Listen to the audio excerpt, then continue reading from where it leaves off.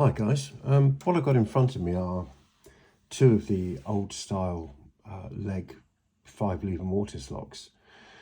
I did a video the other night and it was using this lock here, and I came to the conclusion based on the lever set that was found inside this lock that the anti-pick notches were above the true gauge. So when you're picking this, as long as you nudge that lever up to the true gauge but no higher, then you're going to get the open. And if you overlift that lever, then it's going to get caught in the anti-pick notch. And that was pretty much the same for all of these levers that are inside this lock.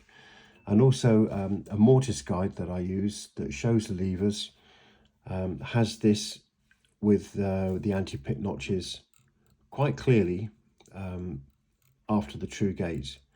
And then I started to question this, and I've got 3 of these in total. I opened this one and I opened this one, and if we zoom in on here, what you will notice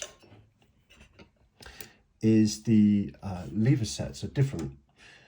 We have an anti-pick notch before the true gauge and after. And if I take that out, plus the shim, you'll see on the next lever we've got an anti-pick notch before and we've got another one after. Let's zoom in just a little bit more there so you can see. There we go. So before and after. If we take that out and the shim, basically throughout this lock, as you can see, they all have an anti-pick notch before and after.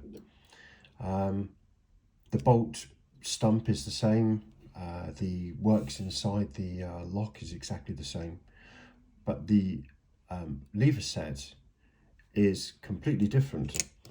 So here's one of the old levers. Let me just zoom out.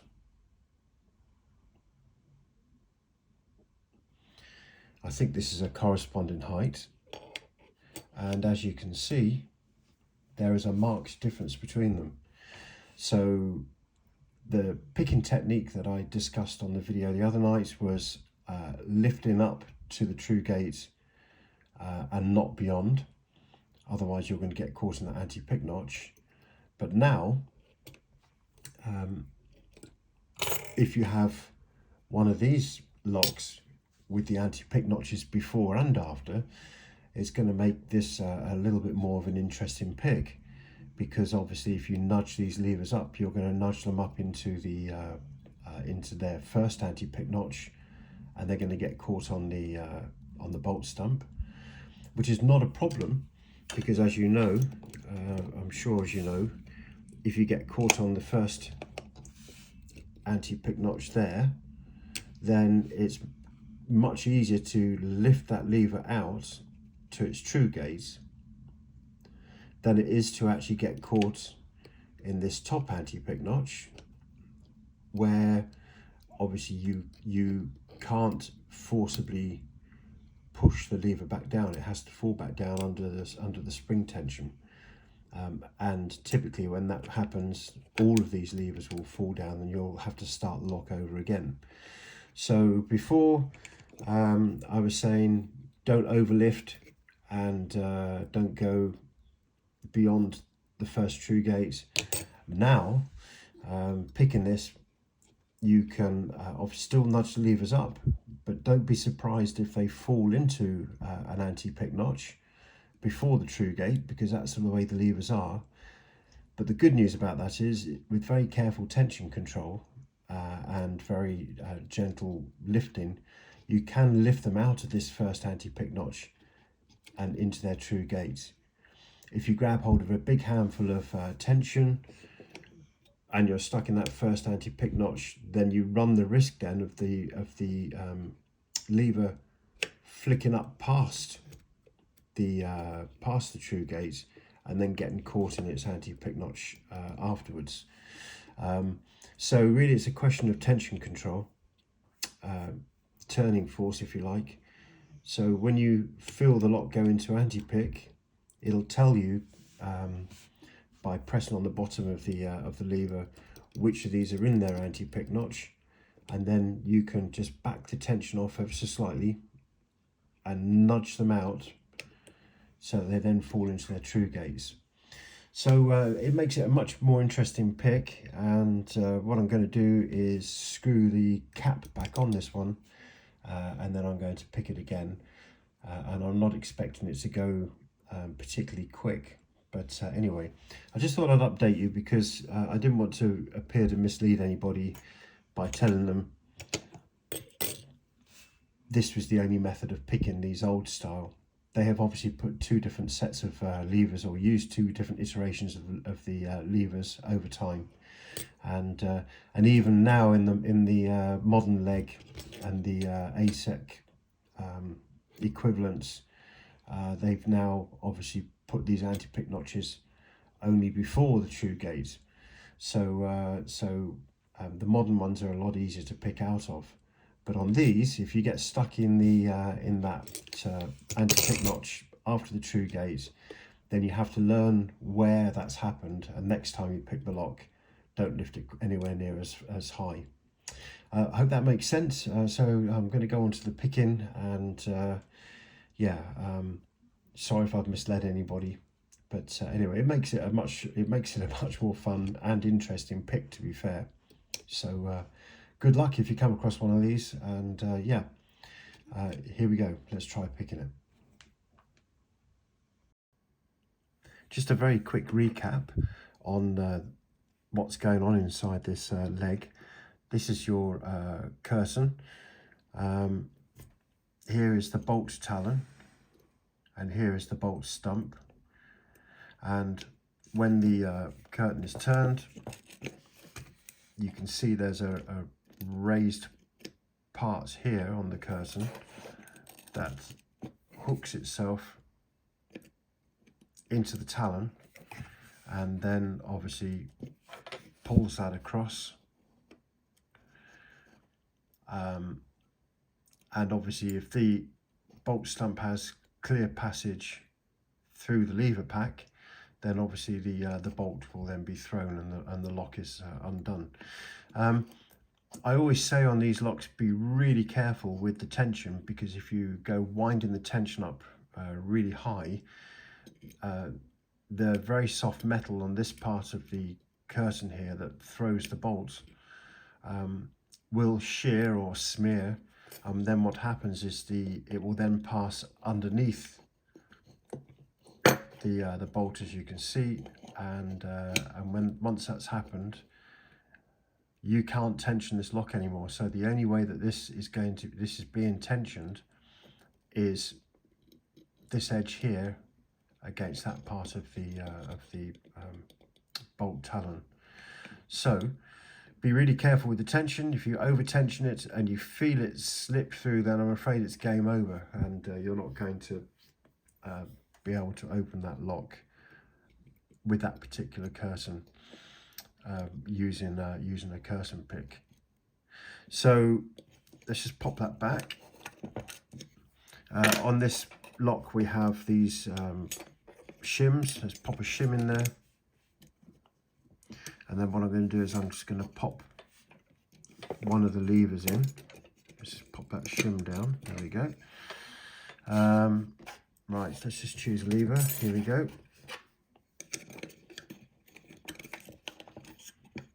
Bingo. Right, so as the curtain is turned, obviously there's no key in there now, but if there was a key in there and it was the correct key, it would lift this up to that particular point there, and as you can see, as the curtain continues to turn, this bolt stump passes through the true gates in these levers. By the way, I'm calling them levers, but they don't pivot from a single point. As you can see, they slide up and down on these two posts, and then you have obviously a return spring on here. So technically they're sliders, but most people refer to them as levers, and I will continue to refer to them as levers in this video. But if you hear people call these sliders, then you can see why.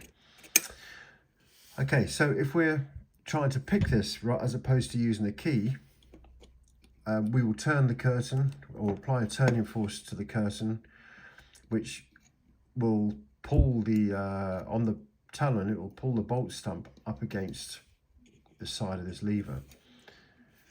And when it's done that, it then is going to bind on this edge against the levers inside the pack. The order which it does that, of course, is the binding order. There's only one in here at the moment, so it's only one for it to bind on.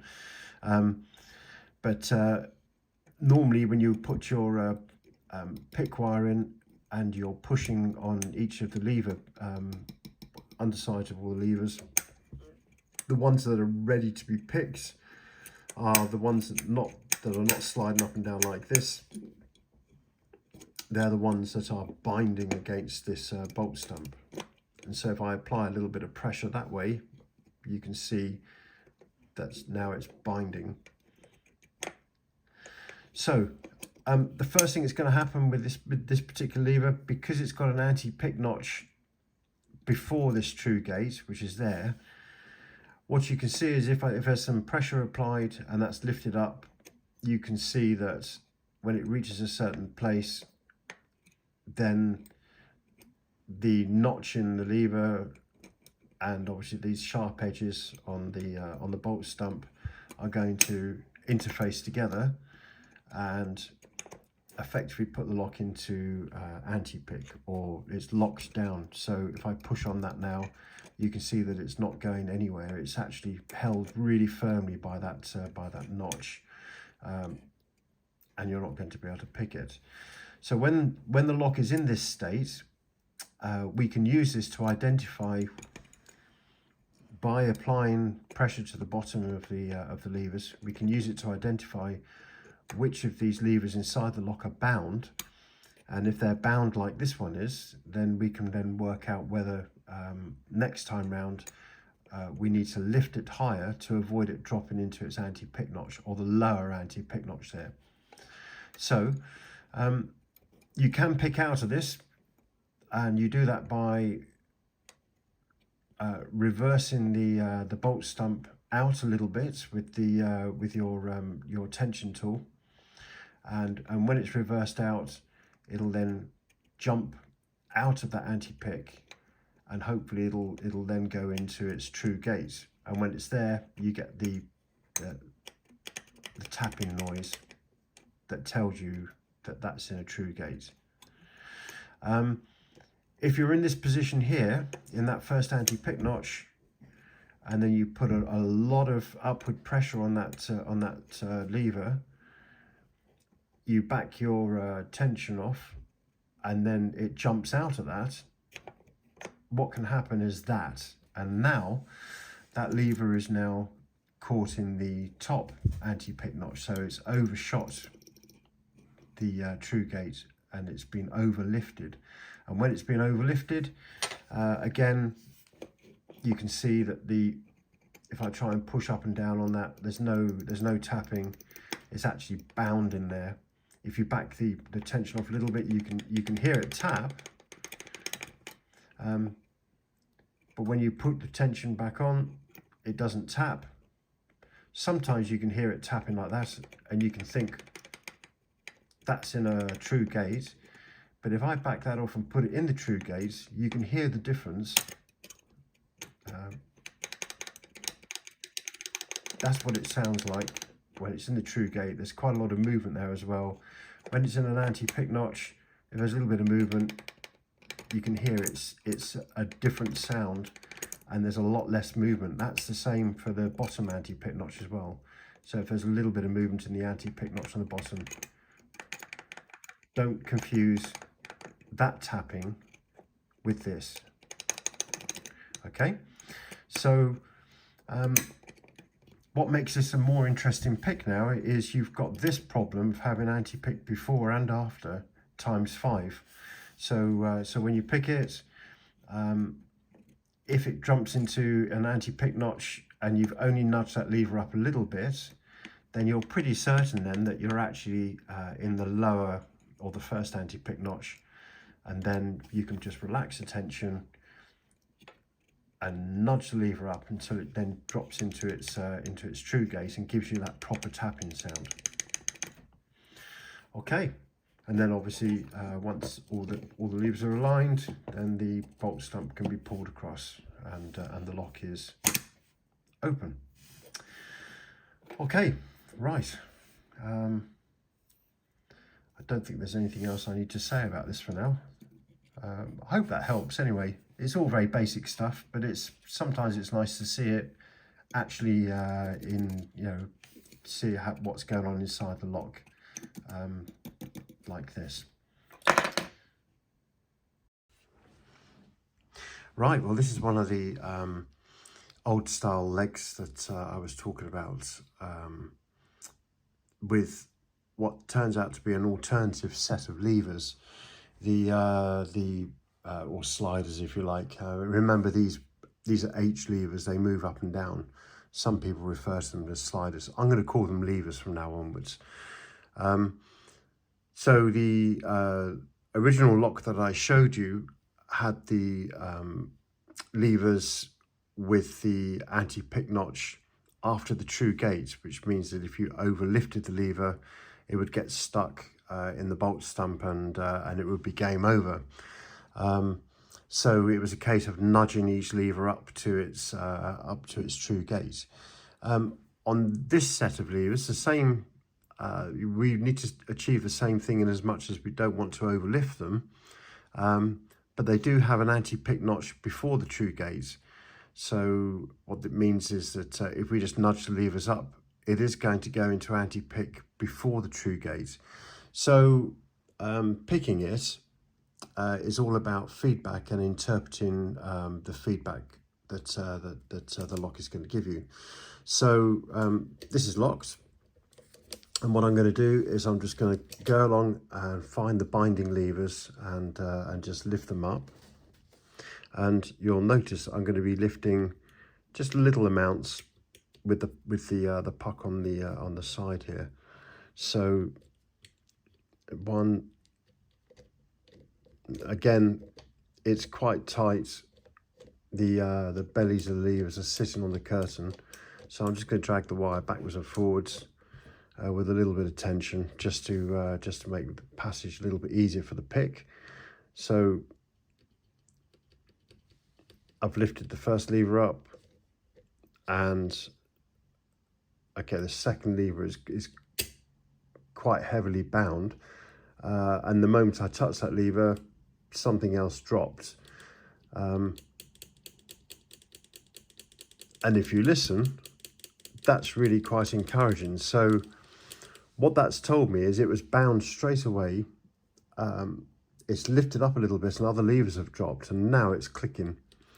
So this is obviously a low lift lever, and it was sitting in its first anti-pick notch, which I lifted out of, and as it lifted out of that, it obviously moved the bolt stump back a bit, dropped the other levers, but it's gone into a nice tapping true gate. So lever 2 is probably a low lift lever, and you can see it's hardly moved. Okay, let's go back to 1, because that may have been what's dropped. Yes, it was. So that lever is binding. I'm still moving it up, it's still binding. Okay, so it met a little bit of resistance and it's jumped beyond that resistance. And now it's tapping a little bit. Let's just check 2 again. 2 is still tapping. Okay, let's go to 3. 3 is bound. So I've lifted 3 up and it's jumped into a notch, and it's not tapping. So I'm going to lift it a little bit higher. And now it's tapping. Let's go to 5 and see if that's the same. So I've lifted a little bit, it's jumped into a notch. Let's lift it a little bit further. There we go. That might have jumped up a little bit too far then, because the tension needs to be very, very light. Now that's gone too far. Now, if you look at the angle of the puck there, what's happened there is I've lifted that lever above its true gaze. And now I'm just going to back tension off a bit, and now everything's dropped. So we'll start again, and we'll know not to lift it that high next time. So there's lever 2.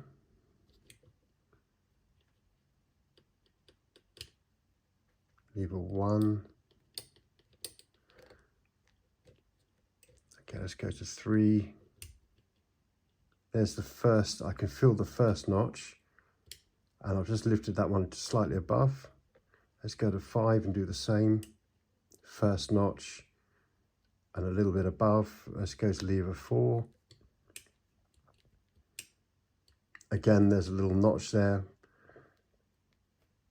and I've just lifted it above. So you can actually feel them. If you're really light with your tension, you can actually feel the notches.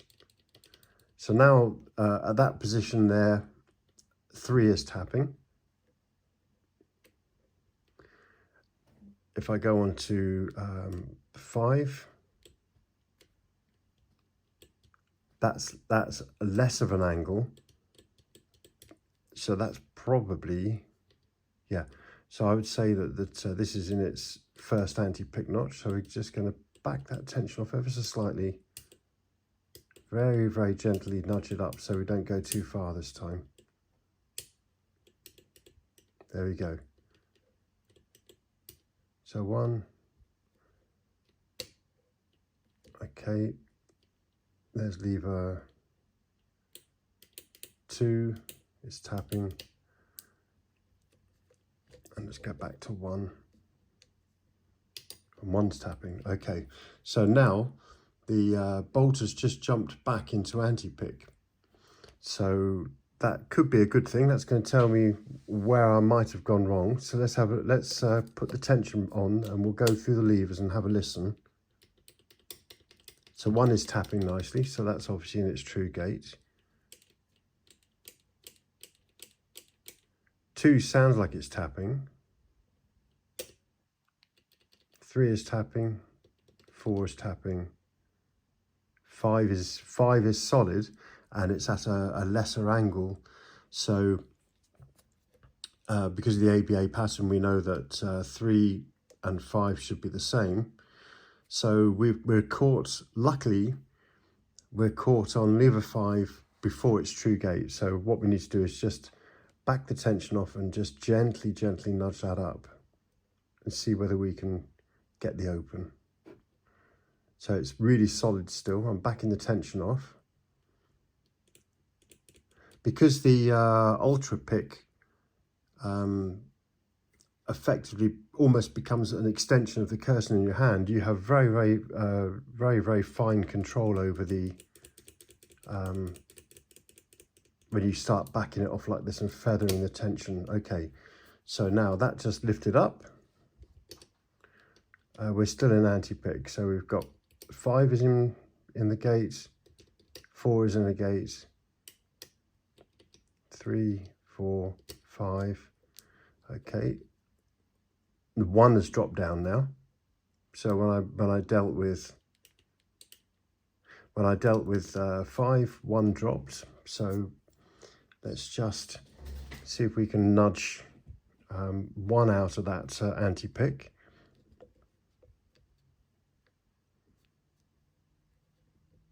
Here we go, backing the tension off.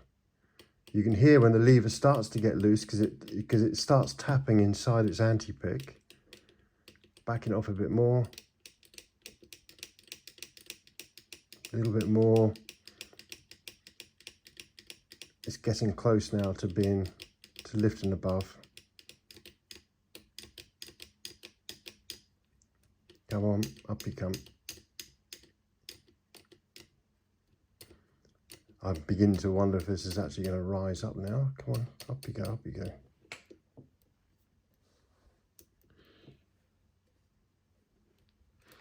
Okay, let's just have another look at the lock here. That's good, good, good, good. Okay, judging by the angle of the puck, I would say that lever 1 is now stuck in its upper anti-pick. So in other words, we've lifted that too high and rather than not enough. So now it's going to be a case of trying to flick that lever out without losing everything else. Okay, so that's come out. Let's see if we've lost the rest of the... Have we lost the rest of it?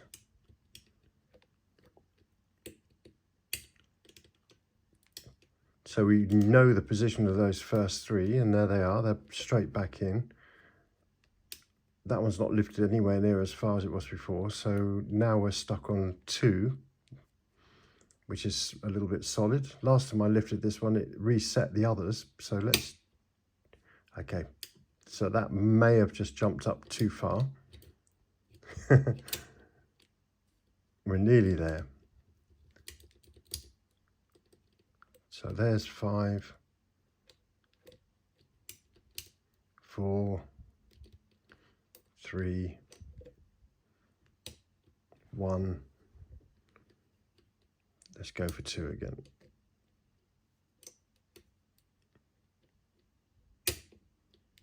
Okay, so 2 is in. 1 is in. 3, 4, 5. So we're now at that point where we're balanced on a knife edge somewhere in the lock. Something is just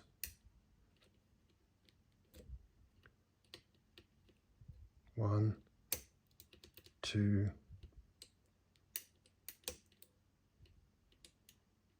3, 4, 5. Okay, 3 needs to be lifted out of its anti-pick.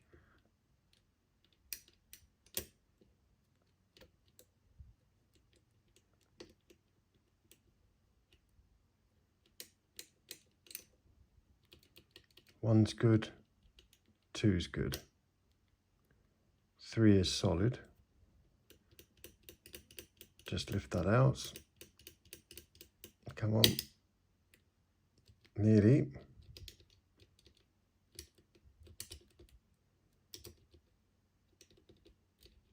That's gone too far.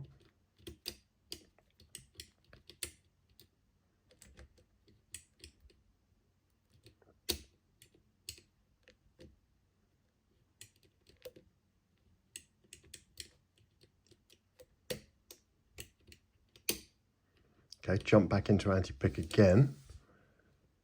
So this is a very fine balance here between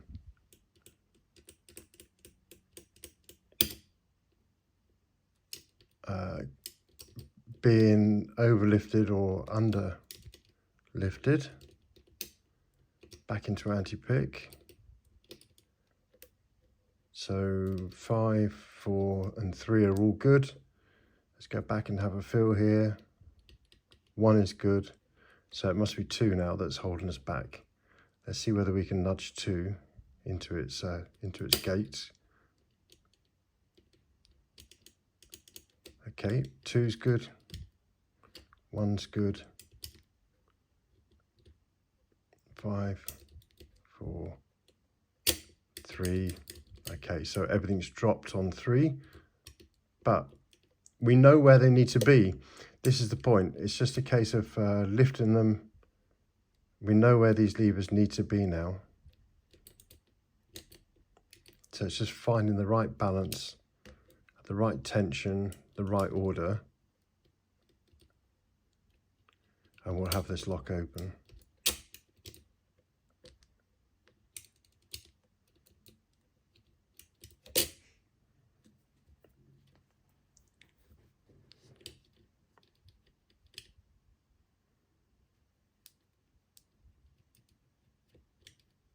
Okay. I think the lever that's causing us the most problem here is number 2. There it is. 2's in a gate, 1's in a gate, 3 is in a gate, 4 is in a gate, 5 is jumped into anti-pick. Just nudge that out of there, see if we can get it to go into its true gate without going too high.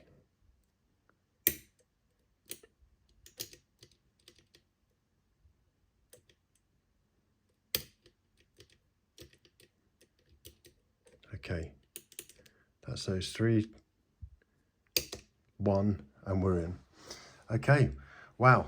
Well, that was a bit of a battle, but as you can see, the lock does actually tell you everything that you need to know about how to open it. It's just getting that fine balance of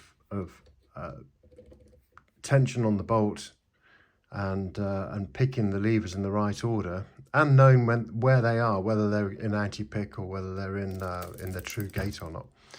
But yeah, so I mean that's taken a lot longer than it has done. I've practiced this lock a couple of times prior to coming on the camera, but yeah, it's great. I mean, it's perfectly doable. It's just a case of concentrating on how things are working within the lock.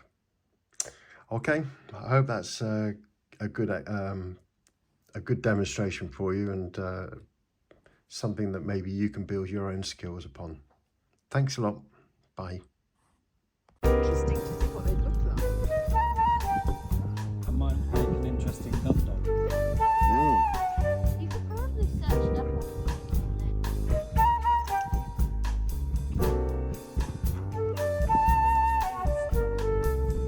That's right.